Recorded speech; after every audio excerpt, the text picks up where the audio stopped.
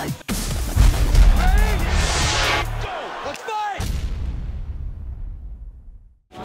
right, well, how was that victory for you, and how does it feel to make the switch over to the UFC? It's such a great feeling. I mean, it's an unimaginable feeling that words can't describe.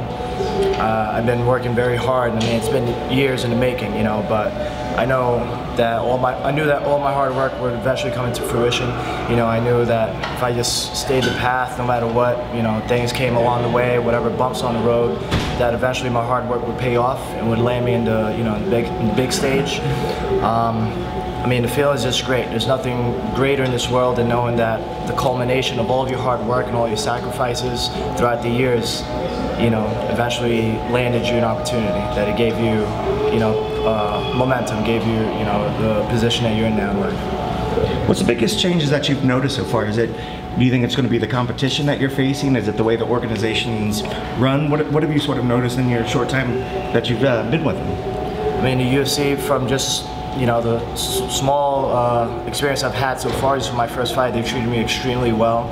I mean, I haven't had a better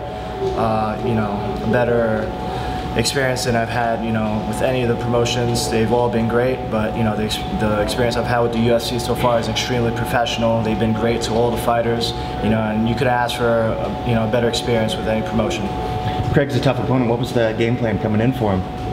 I studied Craig for the past 3.5 weeks, whatever time I was given, for this fight. I knew he was a strong opponent coming forward. He likes that pressure, he likes coming in, and he comes to the fight. He doesn't lay back, and those are actually the kind of fights that make me more aggressive. I can't lay back, I can't be calm, collective, and try to fight on the outside. He's the type of opponent where he's going to bring the pressure, and you got to come ready for that pressure. So because of that, those are actually the fights that I love the most, is those pressured kind of fights where there's a lot of forward momentum, because I'm the same way.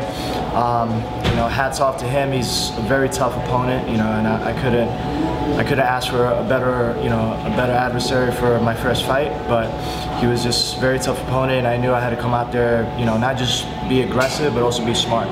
He's super durable, shown his durability in the past. To get this stoppage, I mean, that's got to be kind of a cherry on top of this whole deal. Just talk about the stoppage. Did you know you had him finished? From my past experiences, I knew not to go crazy if someone's, dropped or staggered, or there's, it seems like the fight's over, because it can never be over. You get some people that are just really tough, man. It looks like, they're going to be out, and from, experience, everyone's seen that fight where people just go crazy because they think they're going to finish, and then they gas themselves out. So, like I said before, I try to be smart about my fight as well, so just a good combination of smart and aggressiveness. I knew that once he dropped, I felt him kind of go limp. But I saw that he was starting to recover a little bit, and I was like, you know what, let me just go at him, let me just throw everything I could at him. And knowing that he's a very durable opponent as well, I didn't want to go too crazy, but man, I just saw the opportunity there. It really is the expression, they say, like, sharks smell blood in water, and I sensed that danger, I sensed that he was almost out, so I went for the finish. You've had some ups and downs in your career. You got a Bellator belt at home on the mantle. Where does this win, kind of rank among your career highs? I mean, it makes me completely ecstatic that, again, I have the opportunity right now to fight for the UFC. It's the world's top promotion. It's the highest echelon of the sport right now when it comes to mixed martial arts. So it's the greatest feeling in the world. It makes me feel like I'm at the bottom of the totem pole. But at the same time, that's the kind of feeling that makes a fighter want to stay motivated and work extremely hard to fight their way up that totem pole, to slowly eat their way up the food chain again. What does this one say about you going forward, you think? I'm here to stay. This is my arena. This is where I belong. Right now, this is my time. This is, the UFC right now is my opportunity. We know this is just the beginning, but have you seen all the guys, good fighters on the welterweight division right now? Is there some kind of motivation for you trying to reach that level? Right now, I'm keeping my head down, and whatever opponents the UFC is willing to put in front of me, each and every time that opponent's placed in front of me is going to be a test for me. And I'm not looking at anybody. I've done my scouting. I'm looking around at all the competition, and the 170 division is a very, very stacked division right now. So right now I'm just keeping my head down, just training hard, and whatever the UFC puts in front of me is going to be my challenge, but at the same time my opportunity to prove to the world that this is where I belong.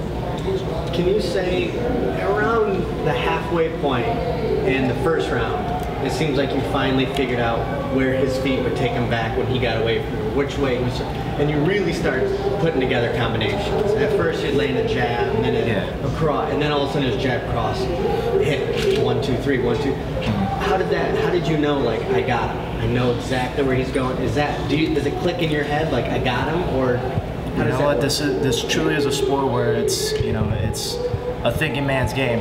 It's like a game of chess. You put a pawn out there to see how they're going to react to it, and I threw out enough jabs to kind of feel him out, to know what he was going to do and how he was going to react. And as the round was progressing, I started to see opportunities and things that he was doing, certain habits. But at the same time, I was studying him every single day for the past 3.5 weeks, so I knew how he was going to react. The first minute or so was just to see if he's changed since his last few fights. Because there are fighters that evolve from one fight to the other, and then you have fighters that, they're just the same. They have a certain set way of fighting, and they fight like that every time. So I just wanted to not go out there and then be surprised by anything. For the past 3.5 weeks of studying him, I wanted to go out there, throw a few jabs, and see how he was going to react. See if he was the same Andrew Craig that I had studied for the past few weeks. And when you're studying someone, when you go in and you actually land and you feel their power, or you land your first punch, do you think, this is what I expect, this is what I signed up for, or is this a whole different guy? Like, when do you decide, like, oh shit, this isn't the guy I thought it was, or oh shit, that's the same thing, easy night? It depends. Like I said, there's some fighters where they go back to the drawing board and they evolve and they change their whole entire game plan. But that's the beauty about the sport, man. It's such a beautiful sport that there's a lot of tactic, a lot of strategy, and a lot of thinking behind this mixed martial arts world that that us fighters live in. That you can either evolve and just be completely tactical, in your fights and in your strategy, or you go out there and you're the same person every time. You're just that one fighter that you're known for something, and you go out there and you're always that same person. So I knew after the first minute or so feeling him out, he was the same Andrew Craig.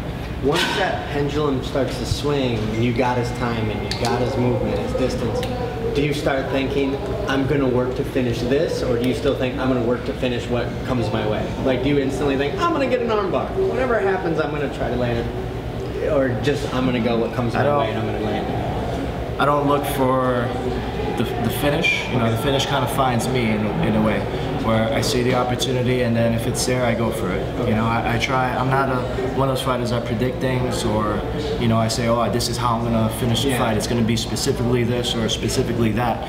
You have to kind of just roll with the fight and see what's there, and when that opportunity presents itself, you see it, you go for it. Okay. Did you experience octagon jitters, or maybe even earlier in the week, just UFC jitters that come along with everybody that debuts? Not everybody, but most. No, I wouldn't say this time around I felt those jitters. I experienced the same nerves as I do with every fight. But a lot of times in my training camp, it's not just about the training itself. A lot of it is visualization. I walked around with Andrew Craig's picture on my phone. The whole 3.5 weeks I've had him there. My girlfriend probably hated it the whole entire time. I go to sleep with white noise of the crowd, of the arena. I train with that white noise as well, with the sounds of like a stadium. When I'm in training, I sit down on a bench. I do a lot of visualization to try to rid myself of that thing that happens, because it does. You're right. It does lock up some fighters, especially for the first time in such a big arena like the UFC. But I just try to tunnel vision. I block out the crowd, because at the end of the day, I know that once they close those cage doors, there's only 2 people inside the cage. It's myself and my opponent. Earlier you said some commendable things about the organization. You're happy to be here, but did you ever have a chip on your shoulder from, when you were on top, things didn't go your way, and then the panel said a few things, that wasn't cool, I guess? You know what? I believe that God has a plan, and I believe that things happen for a reason.